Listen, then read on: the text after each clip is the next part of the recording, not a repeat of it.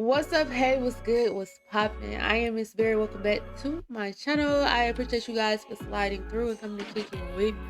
Y'all know I've been missing in action, but I'm back. I'm never gonna leave you guys. You know what I'm saying? I know it's been months, but please don't scream at me, please. But okay.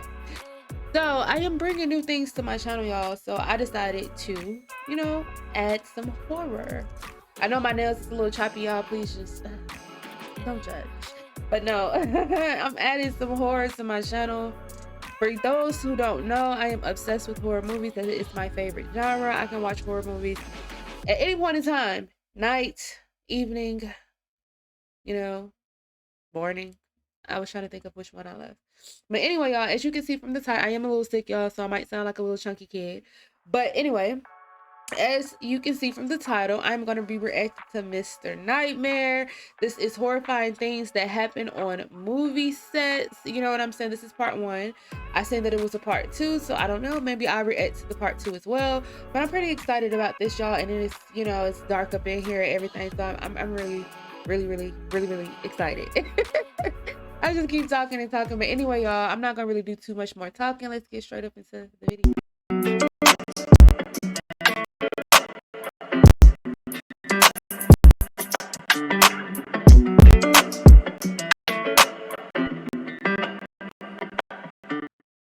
All right, y'all.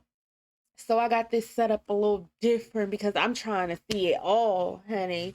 I'm trying to see it all. So let's go ahead and get straight up into that thing.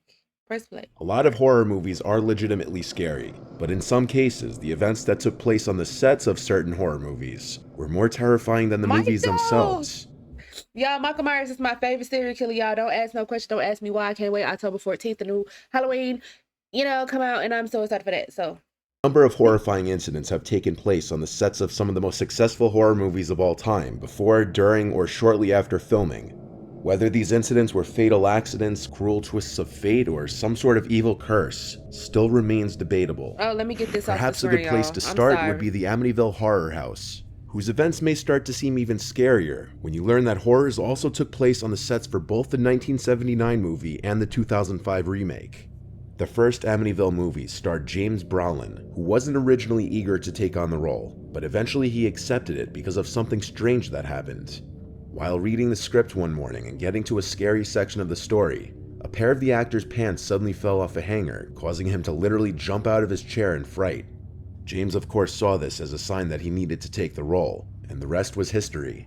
Fast forward to the 2005 remake with Ryan Reynolds. That was a sign? Your pants falling, sir, was a sign for you to do the movie. Okay, I'm pressing too many buttons right now, y'all. Taking on the part that was originally played by James Brolin. During filming, Ryan Reynolds, along with other cast members, claimed that every morning at exactly 3:15 a.m., they would wake up. The reason why that's terrifying is because 3:15 a.m. was the exact time that Ronald DeFeo murdered his entire family in the house. And it becomes a whole lot more creepy. At one point during filming, there was also an actual dead body that washed up near the filming set in the boathouse in the backyard of the house. Actors and crew members always suspected that there was an otherworldly presence during the filming of the movie. Whether they were right or just overly paranoid, who knows? The 2012 film The Possession is... I didn't know that. I'm sorry. I love horror movies and stuff like that, but all of that happening in real life, you know what I'm saying?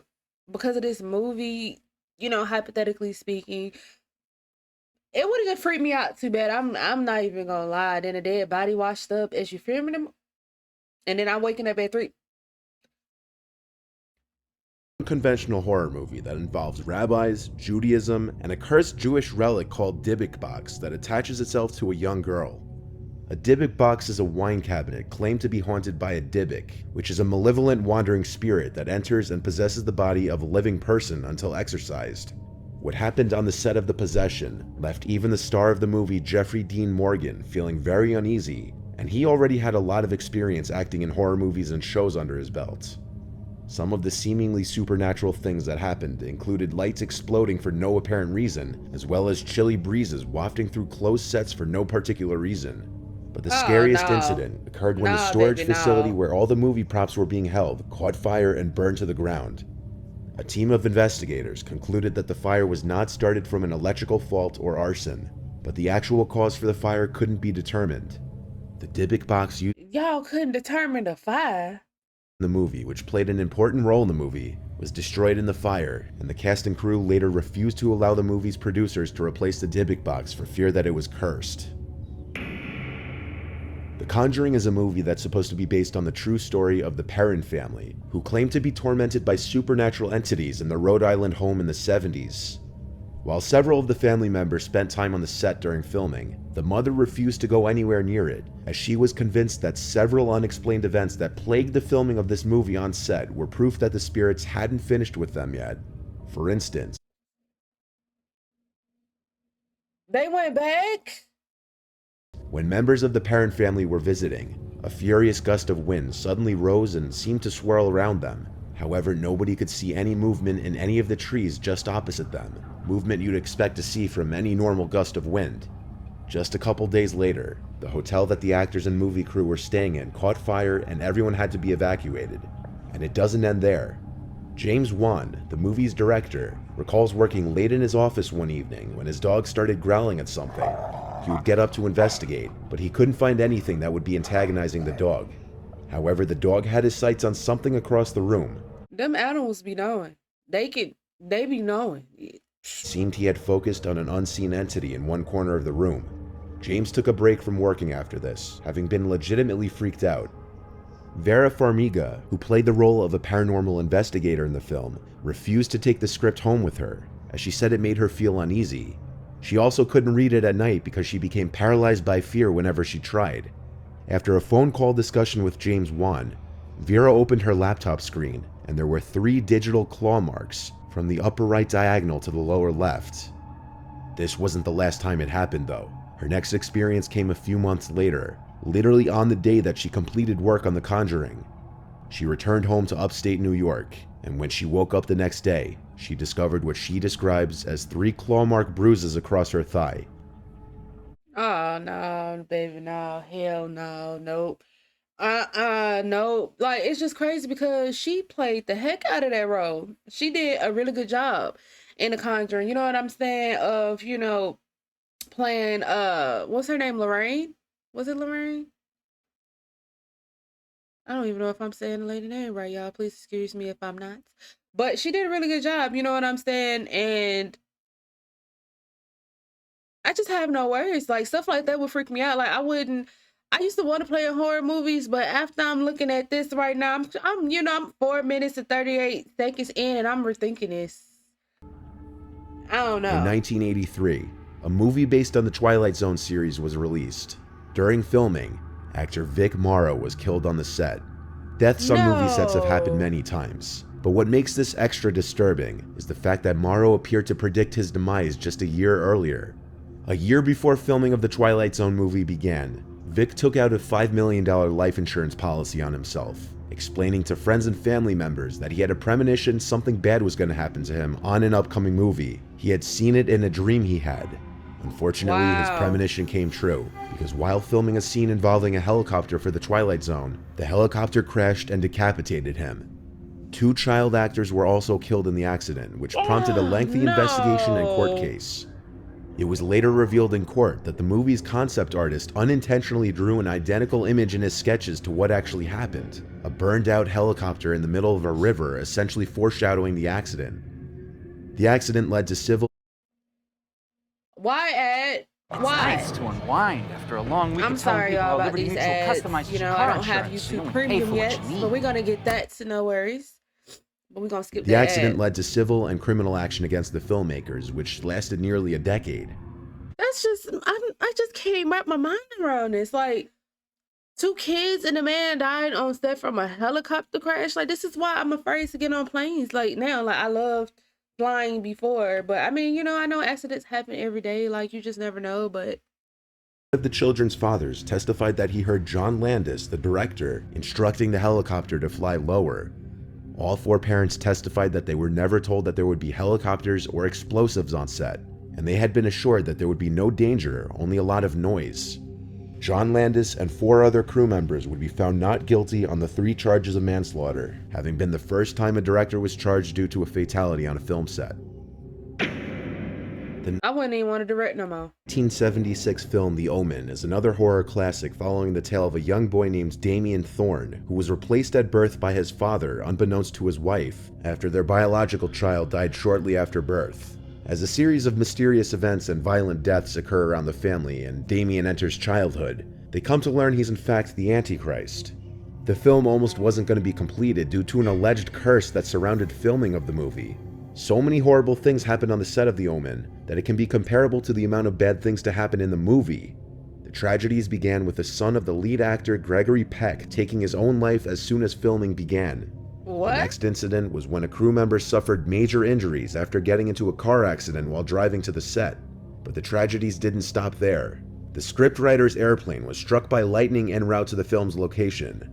Oh, no, And if that weren't enough, an airplane in which Gregory Peck and the movie's executive producer were traveling in was also struck by lightning in a separate incident. Harvey Bernhard, the producer, wait, hold on, wait. Okay, wait, Mr. Nightmare. You give me these. You giving me these facts. You know these events too fast. Like I need to process this. So, you mean to tell me that both planes were struck by lightning at different times?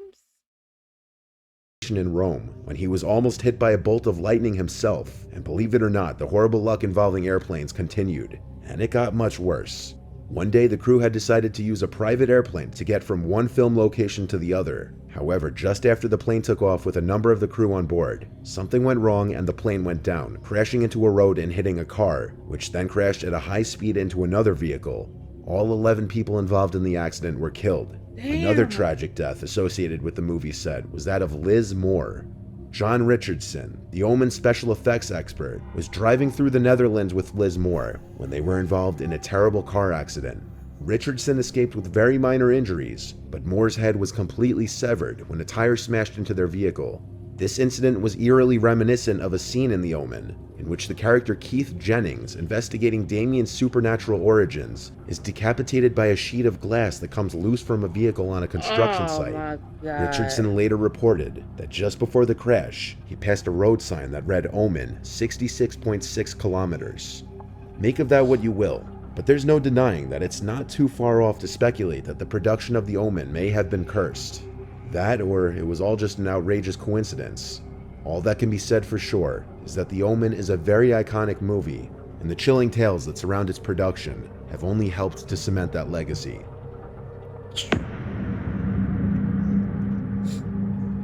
Can you say my mind is blown?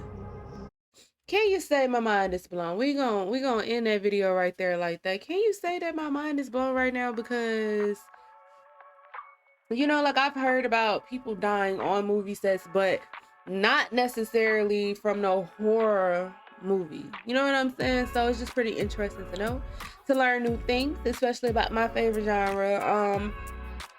The creepiness for me is just the fact that, you know, these certain movies that was like based off of real events, you know what I'm saying? If you notice, these are certain movies that's based off of real events that people that are portraying these real people that these events happen to in real life, that these things are happening to them on set at home, that makes me not want to do no movie. Like if I do a scary movie, then that scary movie gonna have to be completely made up because that's just so sad. And like come on now, like the parents that sent the kids to the movie set, you know what I'm saying? Like they're acting in a movie and their kids didn't come home. Like this is just crazy. But I mean, I understand accidents happen, you just never know. It's just crazy. But you know, if you don't believe in the supernatural or things like that, I suggest you do your research, you know what I'm saying? But I enjoyed the video. I enjoyed watching Mr. Nightmare. So I'm over here like, what I'm gonna do next? I'm probably gonna react to part 2 because why not? Why not see what else happens on part 2? It might be some other well, I'm pretty sure it's gonna be other movies that I haven't seen. But anyway, y'all, I really hope that you guys enjoyed this reaction video just as much as I enjoyed reacting to it. Y'all comment down below, give me more things that you guys would like to see me react to on this channel. I do pay attention to the comments, y'all. And as well, don't forget to hit that like button, y'all. Like the video up, hit that red. Girl, you talking too fast. Anyway, y'all, don't forget to hit that red subscribe button and also ring that bell so when I drop a video, you guys will be notified. You won't miss it because I got some things in the works for y'all. We doing some stuff and new, and I hope that you guys are ready for the ride. And yeah, so until next time, y'all, I'll catch y'all on the flip side. On the flip side, y'all, thinking about this stuff that I just seen and it's tripping me out. Anyway, y'all, until next time.